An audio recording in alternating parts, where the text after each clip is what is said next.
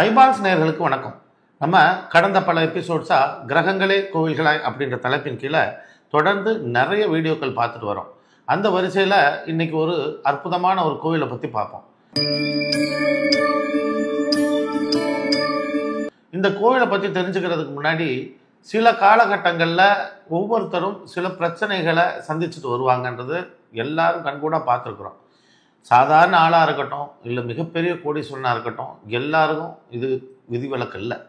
இவங்க ஒவ்வொரு காலத்துலேயும் ஏதாவது ஒரு தடைகளையோ தடங்கல்களையோ சந்திச்சுட்டு வருவாங்க. சில காலங்களில் தொடர்ந்து வெற்றிகளை இவங்க அடைஞ்சிக்கிட்டே வருவாங்க. இந்த வெற்றிகளாக இருக்கட்டும் அல்லது தடங்கல்களாக இருக்கட்டும், இது எல்லாத்தையும் ஒரு சேர கொடுக்கக்கூடிய ஒரு தெய்வம் ஒன்று உண்டு. இது ராஜகிரகம் தலைமையாக கொண்ட ஒரு கிரகம். இது நம்ம ஏற்கனவே நிறைய வீடியோக்களில் பார்த்துருக்குறோம். இது நரசிம்மர் தான், வேற யாரும் கிடையாது.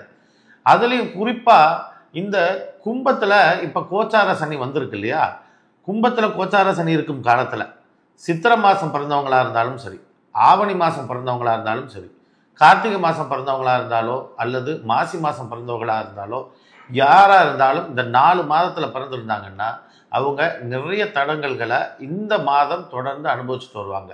சரி, இந்த 4 பேருக்கு மட்டும்தானா, இந்த 4 மாதங்களில் பிறந்தவங்களை தவிர மற்றவங்களுக்கு நல்லா இருக்குமா அப்படின்னா, உங்கள் ஜாதகத்தில் இந்த கிரகங்கள் எந்த பாவத்துக்கு அதிபதியோ அது சார்ந்த பிரச்சனைகளை நீங்கள் இந்த மாதங்களில் தொடர்ந்து அனுபவிப்பீங்க. இந்த 4 மாதங்களும் ரொம்ப கவனமாக இருக்க வேண்டிய மாதம். இந்த மாதங்களில் சின்ன சின்ன பரிகாரங்களாக நிறைய விஷயங்கள் இருக்குது, அதையும் செஞ்சுக்கலாம். அது நீங்கள் அருகாமையில் உள்ள நல்ல ஜோதிடரை பார்த்தீங்கனாலே இதற்குண்டான விஷயங்கள் உங்களுக்கு சொல்லுவாங்க. ஆனால் குறிப்பிட்டு ஒரு கோயில் உண்டு. அந்த கோயிலுக்கு நம்ம போகும் பொழுது நம்ம இந்த கிரகங்களால் ஏற்படக்கூடிய தடைகளாக இருந்தாலும் தடைகளை நீக்கும். உங்களுடைய வளர்ச்சியாக இருந்தால் அந்த வளர்ச்சியும் உங்களுக்கு அதிகமாக கொடுக்கும். என்ன கோயில் அது அப்படின்னா, நாமக்கல்ல இருக்கக்கூடிய நரசிம்மர் கோயில் தான். ஏன் நாமக்கல்ல இருக்கக்கூடிய நரசிம்மர்? இங்கே சனி கும்பத்தில் இருக்குன்னு சொன்னேன் இல்லையா, கும்பம்ன்றது தான் குடவரை அல்லது குகை, இன்னும் சமாதி, இது போல் பல விஷயங்களை குறிக்கக்கூடியது கும்பமாக இருக்கிறதுனால இந்த குகையில் அமைந்த நரசிம்மர் இந்த காலத்தில் மிகவும் சிறப்பு வாய்ந்தவராக இருப்பார். இங்கே சனி இருந்து இந்த சனி பார்க்கக்கூடிய ராசிகளில் யாருக்கெல்லாம் சூரியன் இருக்கோ, அதாவது நான் குறிப்பிட்ட இந்த 4 மாதக்காரங்களுக்கு இவங்களுக்கு அங்கே தான் சூரியன் நிற்கும். அவங்க நிச்சயம் இந்த நேரத்தில் நிறைய சங்கடங்களை சந்திப்பாங்க. இவங்க குகையில் இருக்கக்கூடிய நரசிம்மரை போய் வழிபட்டுட்டு வந்தாங்க அப்படின்னா இந்த கும்ப சனியினால் ஏற்படக்கூடிய பிரச்சனைகளை இவங்க ரொம்ப எளிதாக கடந்துடலாம். இந்த கோயிலுக்கு ஒவ்வொரு சனிக்கிழமையும் இந்த மாதங்கள் வரும் பொழுது ஒவ்வொரு சனிக்கிழமையும் இவங்க போயிட்டு வந்தாங்க அப்படின்னாலே இது அவங்களுக்கு நிறைய வித்தியாசமான அனுபவங்களையும் தடைகள் நீக்கக்கூடிய ஒரு விஷயத்தையும் கொடுக்கும். இந்த காலகட்டத்தில் நிறைய பேருக்கு நிறைய முதுகு வலியோ முட்டி வலி இந்த மாதிரியான எலும்பு சார்ந்த பிரச்சனைகள் இவங்களுக்கு அதிகமாக வரும். இன்னும் தலைவலி ஜாஸ்தி வரும். இந்த காலகட்டத்தில் சம்பந்தம் இல்லாமல் இவங்களுக்கு இருமல் வரும், சளியுடன் கூடிய இருமல் வரும். இதே சம்மர் டைமில் இதே மாதத்தில் பார்த்தீங்கன்னா இவங்களுக்கு வறட்டு இருமல் வரும்.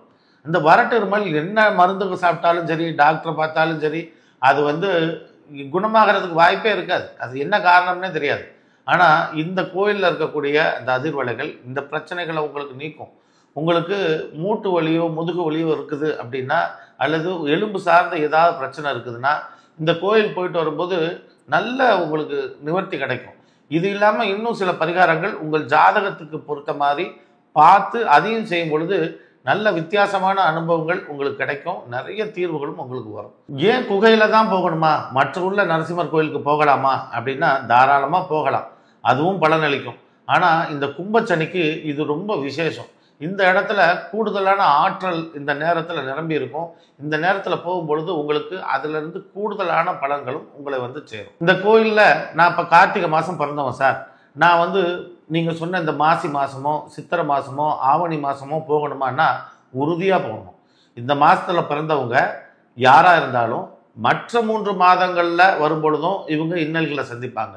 இவங்க ஜாதகத்தில் உள்ள அதே அமைப்பு கோச்சாரங்களில் வரும்பொழுதும் உங்கள் சிக்கலில் வருவாங்க. இந்த காலகட்டங்களில், அதாவது நான் சொன்ன இந்த குறிப்பிட்ட 4 மாதங்களில் நிறைய பேர் திருமண முகூர்த்தத்தையே வைக்கிறாங்க. அப்படி வைக்கிறது முறையல்ல. நிச்சயம் அவங்களுக்கு திருமண வாழ்க்கையில் நிறைய தடங்கல்கள் வரும். அதனாலேயே இந்த மாதங்களை தவிர்த்துற சொல்லுவோம். இந்த மாதங்களை தவிர்த்துட்டா நமக்கு திருமண வாழ்க்கை சரியா இருக்கா அப்படின்னு பார்த்தா உங்களுடைய ஜாதக பொருத்தமும் பார்க்கணும். மகனுடைய ஜாதகம், மகளுடைய ஜாதகம், யாராக இருந்தாலும் அவங்களுடைய ஜாதகம் எல்லாமே இது பொருந்தும். இதே அமைப்பு உங்களுடைய பிள்ளைகளுக்கு இருந்தது ஜாதகத்தில் அப்படின்னா அவங்களுடைய படிக்கும் திறன் இந்த காலத்தில் மட்டுப்படும். தேவையில்லாத பிரச்சனைகளை அவங்க பள்ளிக்கூடத்தில் இருந்தோ அல்லது கல்லூரியில் இருந்தோ தேவையில்லாத விஷயங்களோடு வந்து நிற்பாங்க. இவங்க ரொம்ப எச்சரிக்கையாக இருக்க வேண்டிய காலமும் இது. இதுக்கு வேற உணவுப் பொருள்லையும் சில பரிகாரங்கள் உண்டு. அந்த பரிகாரங்களை நீங்கள் செஞ்சு கொடுத்துட்டு வந்தீங்கனாலும் இதுலேருந்து அவங்க எளிதாக தப்பிச்சுட்டு வரலாம். என்ன அது உணவுப் பொருள் அப்படின்னு பார்த்தா, சிறிதளவு கோதுமை, இன்னும் சில பச்சை பயிறுன்னு சொல்லக்கூடிய தானியம், இதோட கொஞ்சமாக ஒரு கருப்பு எல்லாம் போட்டுக்கலாம். இதை வந்து வறுத்து பொடி பண்ணி இதை ஒரு சத்து மாவு கொடுக்குற மாதிரி கொஞ்சம் ஒரு அரை ஸ்பூனாவது 1 ஸ்பூனாவது அவங்க சாப்பிட்டுட்டு வர்றாங்க. அதுவும் மேற்கண்ட இந்த மாதங்களில் அப்படின்னா இவங்களுக்கு இந்த எலும்பு பிரச்சனை ரொம்ப துன்புறுத்துறத கொஞ்சம் கொஞ்சமாக குறைச்சிரும். இந்த காலகட்டத்தில் தான் இவங்களுக்கு இந்த பிரச்சனை அதிகரிக்க தொடங்கும். அது இந்த மருந்து மாதிரி இந்த தானியத்தை சாப்பிட்டுட்டு வந்தாலே அவங்களுக்கு நிறைய விடிவு காலம் பிறக்கும். நீங்கள் பார்த்துட்டு வர வைத்தியங்கள் இருந்தாலும் அதை தொடர்ந்து பார்த்துட்டு வாங்க, அதை வந்து பண்ணிடாதீங்க. இருந்தாலும் இதை அடிஷ்னலாக இது செய்யும் பொழுது விரைந்து குணமடைகிறீர்கள். இது தானியங்களாக இருந்தால் கூட ரொம்ப அற்புதமாக வேலை செய்யும். ஏன்னா அது அந்த கிரகங்களால் உருவாக்கப்பட்டது, அதனாலேயே அற்புதமாக வேலை செய்யும்னு சொல்லலாம். இது மாணவர்களுக்கு மட்டும் இல்லை, இன்னும் கண்கள் பிரச்சனை, கண்ணில் நிறைய சிக்கல்கள் இருக்குது. இந்த நேரத்தில் ஐ பவர் மாறுது அப்படின்னா இந்த நேரம் நீங்கள் ஒரு வைத்தியரை பார்த்து நீங்கள் இதற்கு உண்டான தீர்வுகளை நீங்கள் பெற்றுக்கொள்ளலாம். பல் சார்ந்த பிரச்சனைகளும் பல்வலிகளும் இந்த மாதங்களில் உங்களுக்கு வர்றதுக்கு வாய்ப்பு உண்டு. இவங்க எல்லாம் ஒரு முறையாவது இந்த கோயிலுக்கு போய் வரும் பொழுது நிச்சயம் நிறைய நல்ல மாறுதல்களை அடைகிறாங்க. இந்த மாதிரி இந்த நாமக்கல்லில் உள்ளவங்க மட்டும் இல்லை, அதில் சுற்றுப்புறத்தில் உள்ளவங்களும் இந்த கோயிலுக்கு போயிருக்கிறாங்க. இந்த கோயில் போய் சில அனுபவங்களையும் என்கிட்ட பகிர்ந்திருக்காங்க. நானும் பல கிளையண்ட்டை அந்த கோயிலுக்கு அனுப்பி அவங்களோட பிரச்சனை தீர்றதுக்கு உதவி இருக்கேன். இது என்னுடைய மாணவர் ஒருத்தர், அவர் இந்த கோயிலை பற்றின எனக்கு ஒரு அதிசயமான ஒரு விஷயத்த சொன்னார். என்னன்னா அவருடைய கிளையண்ட்டுக்கு வந்து ஒரு முட்டிக்காலில் இருந்து சீல் வந்துக்கிட்டே இருந்திருக்குது. இது டாக்டர் வந்து அதை க்ளீன் பண்ணி அதுக்கு வைத்தியம் பார்த்தா கூட திரும்ப அந்த இடத்துலேருந்து அந்த ஒரு பஸ் ஃபார்ம் ஆகி வெளியே வர தொடங்கியிருக்கு.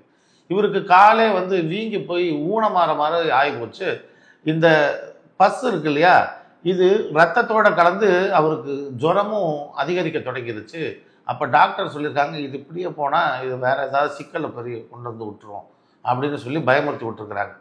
இப்போ இந்த நிலைமையில் இவர்கிட்ட வந்திருக்கிறாங்க. ஆக்சுவலாக இந்த சீல் பிடிக்கிறதுக்கு இன்னும் 2 கிரகங்களும் சேரணும்.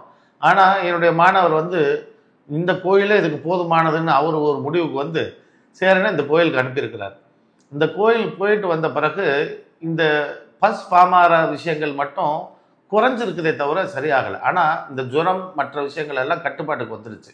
அப்போ என்கிட்ட ஃபோன் பண்ணி கேட்டார், ஐயா இந்த கோயிலில் நான் இப்படி அனுப்பினேன், அவங்களுக்கு மற்ற பிரச்சனைகள்லாம் நீங்கிருச்சு, இந்த ஜுரம் சரியாயிடுச்சு, அந்த பிரச்சனைகள் குறைவாயிடுச்சு, ஆனால் அந்த சீல் இன்னும் இருக்குது, அது திரும்ப ஃபார்ம் ஆகி வருது, என்ன பண்ணுறதுன்னு சொல்லி என்கிட்ட கேட்டார். அப்போது அதுக்குண்டான 2 கிரகங்களுக்கு உண்டான சில பொருட்களையும் சொல்லி அதே கோயிலில் போய் இந்த பொருட்களையும் வச்சு அங்கே உள்ளவங்களுக்கு தானமாக கொடுத்துட்டு வர சொல்லி நான் பரிந்துரைச்சேன். இதை என் மாணவர் வந்து அவங்களுக்கு சொல்லி அதை பண்ண உடனே ரொம்ப மிராக்கலாக அவங்களே அதிசயப்படுற மாதிரியான ஒரு சம்பவம் நடந்திருக்கு. என்ன அப்படின்னா, இந்த வைத்தியம் பார்த்துக்கிட்டு இருந்த ஒரு ஹாஸ்பிட்டலில் ஒரு பொண்ணு, அவங்க அங்கே நர்சிங்காக இருக்கிறாங்க. அவங்க என்ன பண்ணியிருக்கிறாங்க, டாக்டர் கொடுத்த மருந்தை இவங்க வேற ஒரு மருந்துன்னு நினச்சிக்கிட்டு அந்த மருந்தை வந்து அப்ளை பண்ணி வந்திருக்கிறாங்க. இது யாருக்கும் தெரியாது. டாக்டர் கொடுத்தது வந்து வேற, ஆனால் இந்த பொண்ணு போட்டுக்கிட்டு இருந்த மருந்து வேற. இதை அப்போ அவங்க யாருக்குமே தெரியாது. ஆனால் அந்த மருந்து இந்த பேஷண்ட்டுக்கு வந்து ரொம்ப விரைந்து குணமளிச்சிருக்கு. இது கடைசியாக இவருக்கு குணமாயிட்டே வந்திருக்குது. ஒரு நாள் வந்து டாக்டர் ரவுண்ட்ஸ் வந்தவர் அதை பார்த்துட்டு அந்த போடுற அந்த மருந்தையே பார்த்துட்டு இருக்கிறாரு. இந்த மருந்து யார் யூஸ் பண்ணுறீங்கன்னு கேட்டுருக்கிறாரு. அப்போ அந்த பொண்ணு சொல்லியிருக்கு, நீங்கள் தான் சார் கொடுத்தீங்கன்னா. நான் என்ன எழுதியிருக்கிறேன் பாருங்கள். பார்த்தா அது வேறு ஏதோ மருந்து எழுதியிருக்கிறாரு. இது தவறுதலாக ஏதோ இப்படி நடந்துருச்சு, ஆனால் குணமும் ஆயிடுச்சு. இப்போது அந்த டாக்டர் இல்லையா, அவர் அந்த நர்ஸை வந்து எல்லாரும் முன்னாடியும் நல்லா சத்தம் போட்டுட்டு, இப்படியா பண்ணுவீங்க வேலை அப்படின்னு சொல்லிட்டு சத்தம் போட்டுட்டு போயிட்டார். ஆனால் இவங்களுக்கு ரொம்ப சந்தோஷம். அந்த பொண்ணு தப்பாக செஞ்சதோ சரியாக செஞ்சதோ, ஆனால் இந்த வியாதி குணமாச்சு அப்படின்றதுனால இவங்க அந்த பொண்ணுக்கு சில மரியாதைகளை செஞ்சுட்டு அப்புறம் அங்கேருந்து டிஸ்சார்ஜ் ஆகிட்டாங்க. இது பார்க்குறதுக்கு ரொம்ப ஒரு சாதாரண ஒரு தவறுதலாக தெரிஞ்சால் கூட இந்த தவறை கூட செய்ய வச்சிருக்கிறது அல்லது இந்த தவறு மூலமாக அவங்கள சரி செய்ய வச்சது அந்த இறைவன் தான் அப்படின்றத நான் நம்புகிறேன். இதைய மாணவர்கிட்ட சொன்னேன், இல்லை அது தவறாக நடந்தால் கூட வைத்தியம் உங்களுக்கு சரியாயிடுச்சு இல்லையா, அது அந்த பொண்ணு வந்தாலும் சரி அல்லது நரசிம்மர் வந்திருந்தாலும் சரி, ஆக மொத்தம் இந்த பிரச்சனை உங்களுக்கு சால்வ் ஆச்சு அப்படின்ற ஒரு தகவலை அவங்களுக்கு சொன்னேன். அவங்களுக்கு ரொம்ப மகிழ்ச்சி. இதுபோல் சில காரியங்கள் நடக்கிறது, நம்மளை சுற்றி நடக்கிறது நம்முடைய நன்மைக்காகவும் இருக்கும், தீமைக்காகவும் இருக்கும். சில விஷயங்கள் தவறாக நடக்கும், ஆனால் அது நமக்கு நன்மையில் முடியும். சில விஷயம் நல்லதாக நடந்துகிட்டே இருக்கும், பார்த்தா அது நமக்கு தீமையை முடியும். இதெல்லாம் நம்ம வாங்கி வந்த பிராரத்த கர்மான்னு சொல்லுவோம் இல்லையா, அதுதான். இது எல்லாமே கர்மாக்கள்.